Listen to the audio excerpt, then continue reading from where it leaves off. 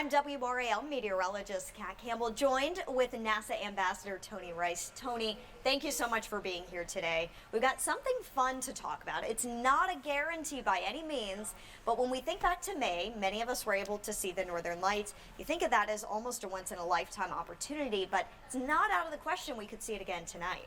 It's not. We've got another coronal mass ejection heading our way, and that's an explosion, a big output of charged particles that are coming off the surface of the sun. We've been seeing a lot more of these lately because the sun's going through, we're approaching solar maximum, time with lots of activity on the sun.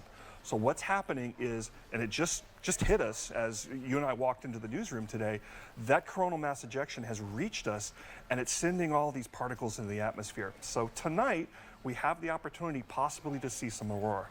And you know, it's nothing like a hurricane, but in a similar sense, the Space Weather Prediction Center rates these geomagnetic storms on a scale from 1 to 5, kind of like you do with hurricanes, with 5 being the strongest. So tell us about tonight's forecast and what it was like when we were able to see the aurora back in May.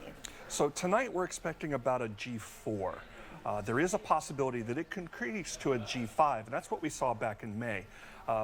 Listening to the forecasters last night as they were talking through this, they put it at about a 25% chance of hitting that G5 that would, really bring that aurora higher in the atmosphere and be able to see a lot more color. So we'll know tonight, once the sun goes down, what it's actually going to look like. And we get this new information in, about every 15 minutes, we're getting an update on kind of what scale we are on this. So we'll be looking through that all evening. We'll let folks know, send out push notifications if it is visible. Luckily, the weather looks great tonight. We're not expecting any cloud cover, a little on the cool side. But can you tell us what time would be the best shot if it were to happen? So darkness is what's important here. So 45 minutes to an hour after sunset is going to be the best bet. You're going to want to look towards the north. These are the northern lights after all.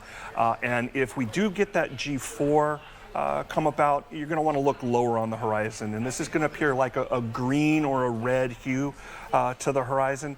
If it does outperform and we do get that G5, you're going to want to look a little bit higher, and we might see some ribbons of color and things like that. Also have your camera phone ready, because it's going to be able to see it a lot better than we can with the naked eye. Absolutely. And so many people were able to see the one in May.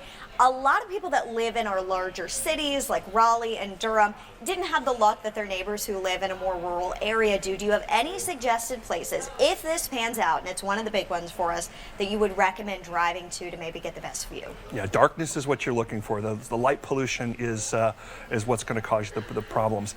Anywhere where you've got city lights to your back to the south is going to be great. So north of Raleigh's not even going to work because we're going to have Durham in the way. North of Durham, some of those lakes, beautiful lakes we got up there, probably a really great place to see something like this.